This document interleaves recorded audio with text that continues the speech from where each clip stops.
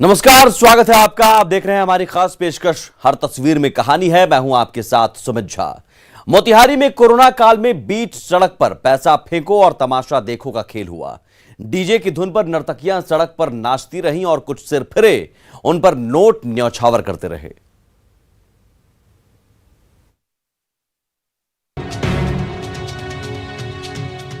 मोतिहारी में कोरोना महामारी की दूसरी लहर तेजी से पांव पसारती जा रही है, फिर भी मोतिहारी के बाशिंदे मानने को तैयार नहीं।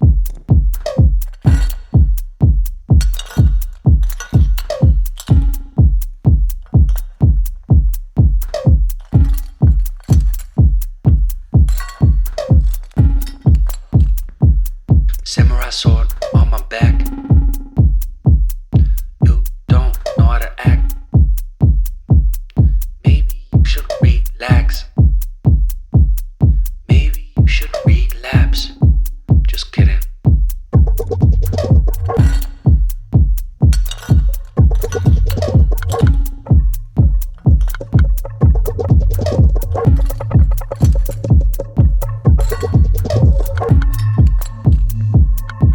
Stop, stop, stop, stop, stop, stop.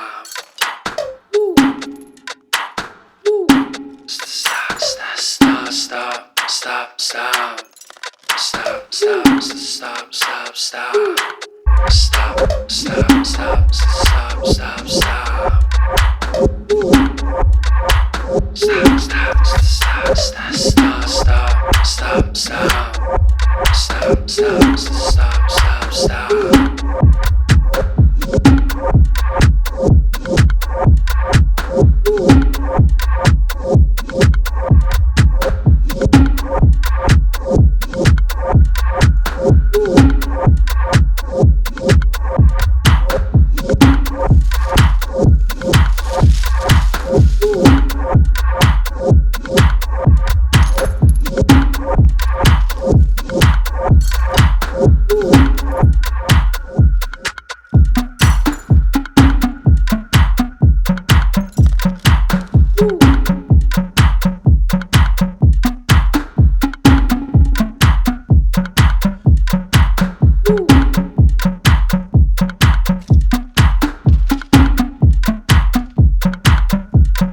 Sasaram में कर्फ्यू शुरू होने के बावजूद कोरोना को न्योता देती दुकानें खुली रहती हैं, तो ऐसे सिरफिरों को सबक सिखाने के लिए पुलिस के जवानों को डंडा बरसाना पड़ रहा है।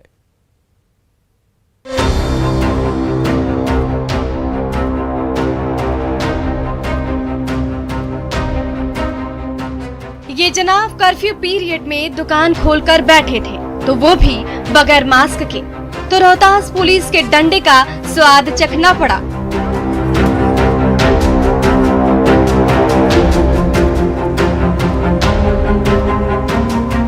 तो कर्फ्यू का उल्लंघन करने पर इन जनाब पर भी रोहतास पुलिस की लाठी बरसी।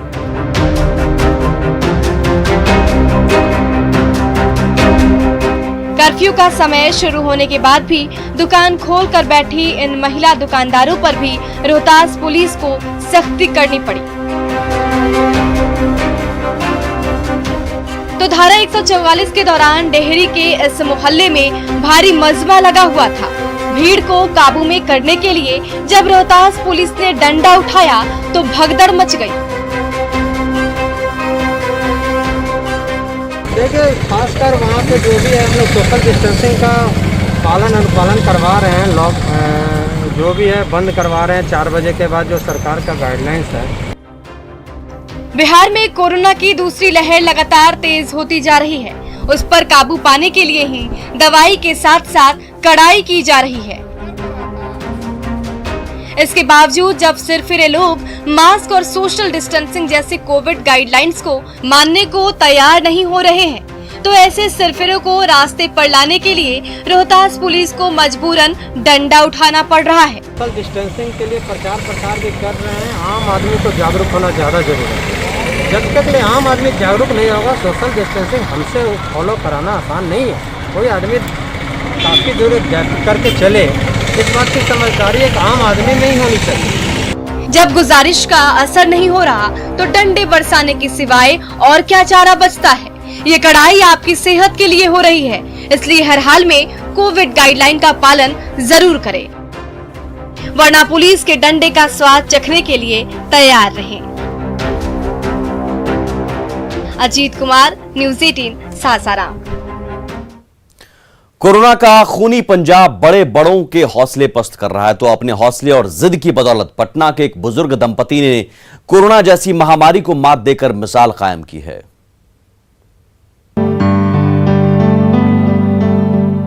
ये हौसले की जीत है, ये जिद की जीत है और उस साहस की भी जीत है जो उस बुजुर्ग दंपति को कोरोना के खूनी पंजे से खींच लाया। ये है आशियाना नगर के बुजुर्ग वीरेंद्र ठाकुर और उनकी पत्नी सुशीला ठाकुर। पति कैंसर से जूझ रहे हैं तो पत्नी दिल, मधुमेह और बीपी की मरीज है। कैंसर और दिल की गंभीर बीमारी से जूझ रहे ये दोनों पति और पत्नी कुछ दिन पहले ही कोरोना के भी शिकार हो गए थे। एक पल के लिए लगा अब सांसों की डोर ज्यादा नहीं बची, लेकिन जिंदगी जीने की जिजीविशा ने वो हौसला दिया जिसकी बदौलत उन्होंने कोरोना पर विजय हासिल करके ही दम लिया। संदेश देते हैं कि आप नियमित रूप से जो डॉक्टर से सलाह मशविरा कीजिए, घबराइए मत, और जो डॉक्टर कहता है उनको सलाह के मुताबिक काम कीजिए। बुजुर्ग वीरेंद्र ठाकुर पहले से कैंसर और लंग्स जैसी घातक बीमारी से जूझ रहे थे। 2 बार ऑपरेशन भी हुआ था, ऊपर से कोरोना की मार। फिर भी इस बुजुर्ग दंपति ने एक पल के लिए भी हौसला नहीं खोया। संकट की घड़ी में एक दूसरे का भरपूर साथ दिया, डॉक्टर की सलाह मानी और समय समय पर दवा लेते रहे। फिर तो 15 दिन के अंदर ही कोरोना की बीमारी छूमंतर हो गई। मैं खुद ही कैंसर का, हार्ट का इम्यून प्रॉब्लम बताते हैं, इसमें लंग्स में प्रॉब्लम होता है, तो लंग्स का ऑपरेशन हुआ था।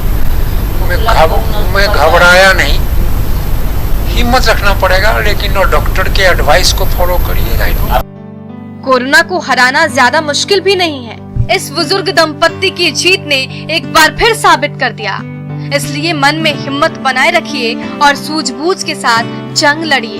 कोरोना हारेगा और आप जरूर जीतेंगे। रजनीश कुमार, न्यूज़ 18 पटना। कोरोना के मरीज महामारी से जूझ तो रहे ही हैं, उन्हें भूख भी सता रही है।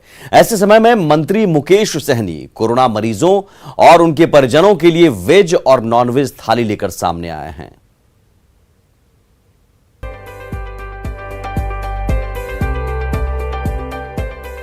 वेज थाली में बैगन की सब्जी, चावल, दाल और सलाद की पैकिंग हो रही है, तो मछली, चावल और सलाद से भरी नॉनवेज थाली भी कोरोना मरीजों तक पहुंचने के लिए तैयार हो रही है।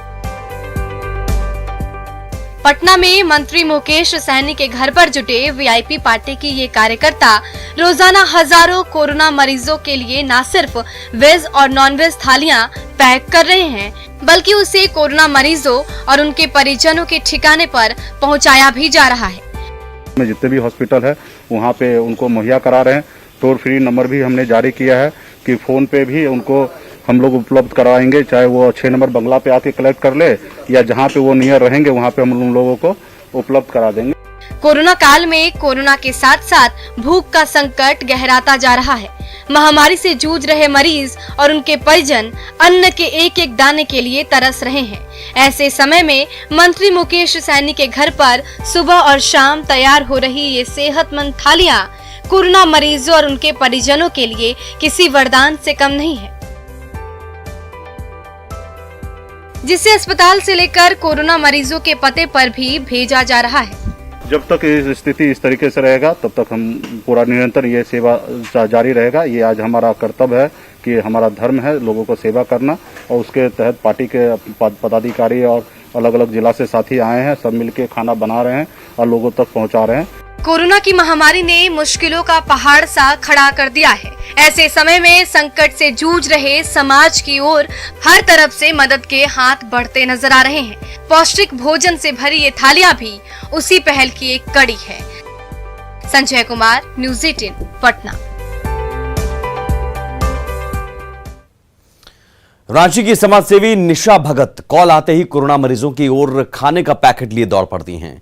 महामारी के दौर में उन्होंने कोरोना मरीजों की भूख मिटाने का प्रण जो लिया है।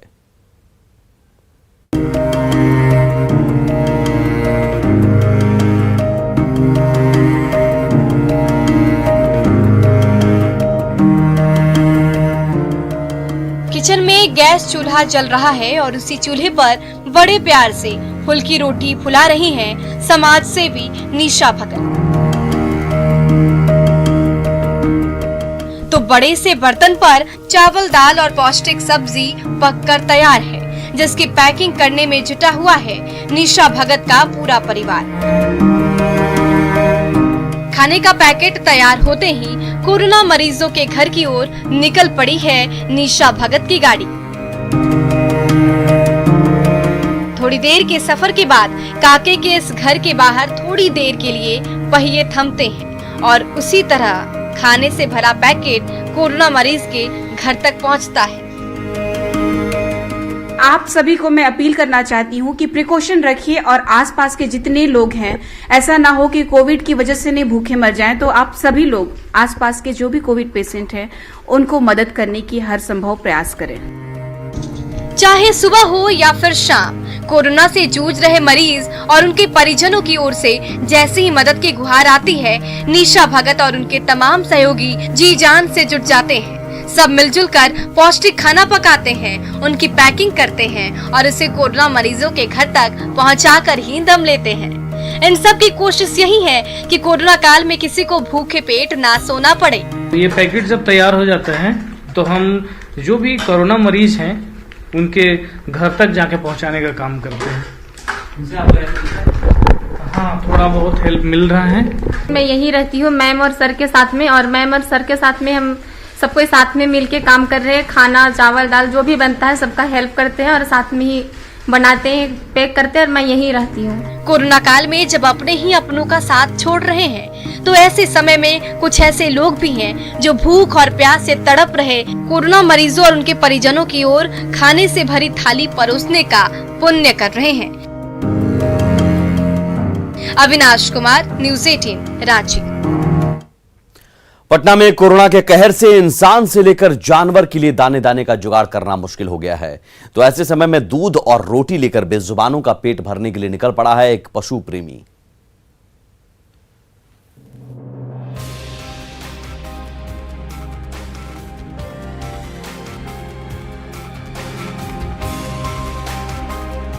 प्लास्टिक का टब दूध से लबालब है और उसे चाटकर भूख मिटा रही है नन्हे डॉगियों की फौज।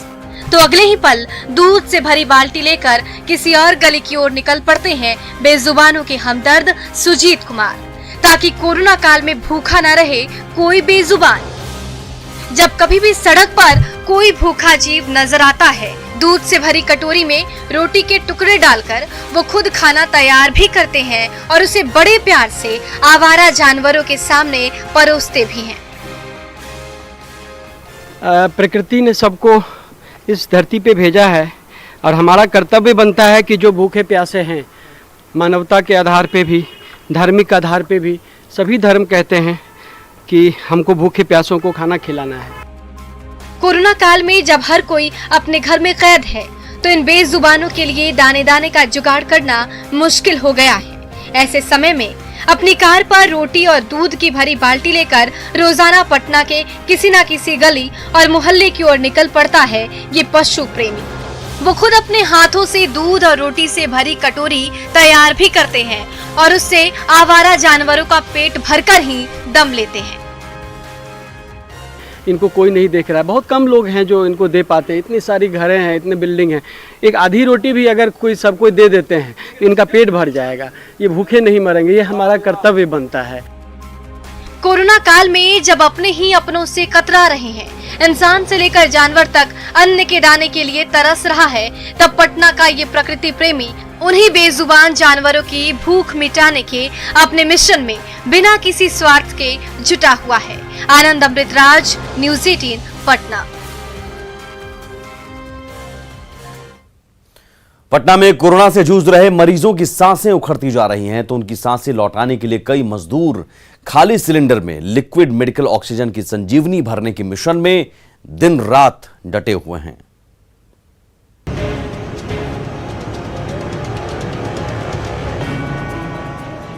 एक लाइन से लगी है खाली सिलेंडर की कतार और इस खाली सिलेंडर से जुड़ी है एक एक पतली सी पाइप।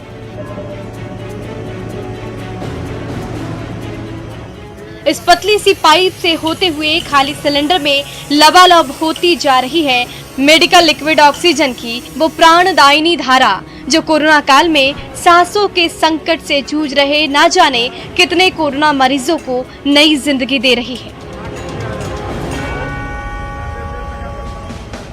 तो अपनी भूख प्यास भुलाकर ये मेहनतकश मजदूर खाली सिलेंडर और पाइप को जोड़ने के काम में दिन रात लगे हुए हैं, ताकि ऑक्सीजन से लबालब ये सिलेंडर जल्द से जल्द कोरोना मरीजों के बेड तक पहुंच सके।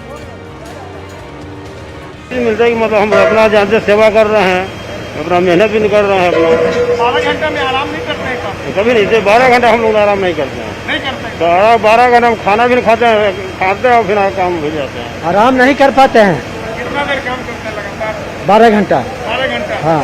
खाना वाना कैसे खाते हैं? खाना 20 मिनट में खा के चलाते हैं। आप चले आते हैं? हाँ, बारी बारी से। थकते नहीं हैं? थकते नहीं है। इस ऑक्सीजन प्लांट में 12 घंटे की ड्यूटी कर रहा हर एक मजदूर पसीने से तरबतर है। कभी भूख सता रही है तो कभी गर्मी के मारे हलक सूख जा रहा है। लेकिन कोरोना मरीजों को नई जिंदगी देने का जुनून कुछ ऐसा है कि ये मजदूर न थक रहे हैं और न एक पल के लिए रुक रहे हैं। खाली सिलेंडर को जल्द से जल्द पाइप से जोड़ना और भरे सिलेंडर को जल्द से जल्द उनकी मंजिल तक पहुंचाना, बस यही इनका मकसद है। लोगों की सेवा करने से तो तसल्ली मिलता ही है। जनहित का काम है, जनहित के काम में सबका ठीक है, तसल्ली मिल रही है।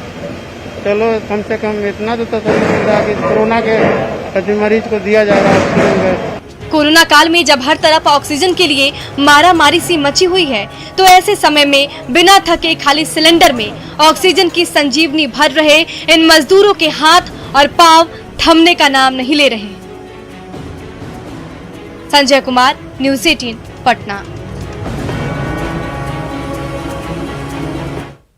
पटना में एक तरफ ऑक्सीजन के लिए मारामारी मची है, तो कुछ लोग ऐसे भी हैं जो संकट की घड़ी में मददगार बनकर सामने आए हैं।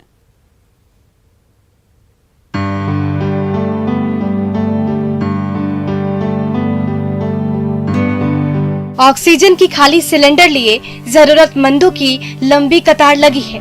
किसी के पिता बीमार हैं, तो किसी का भाई कोरोना की महामारी से जूझ रहा है। ऐसे समय में लिक्विड मेडिकल ऑक्सीजन ही वो प्राणदायी धारा है जो सांसों की उखड़ती डोर को बांधे रख सकता है। तभी तो ऑक्सीजन की डिमांड अचानक इतनी बढ़ गई कि उसकी कालाबाजारी के जरिए मुनाफाखोरी का दौर जोर पकड़ने लगा है।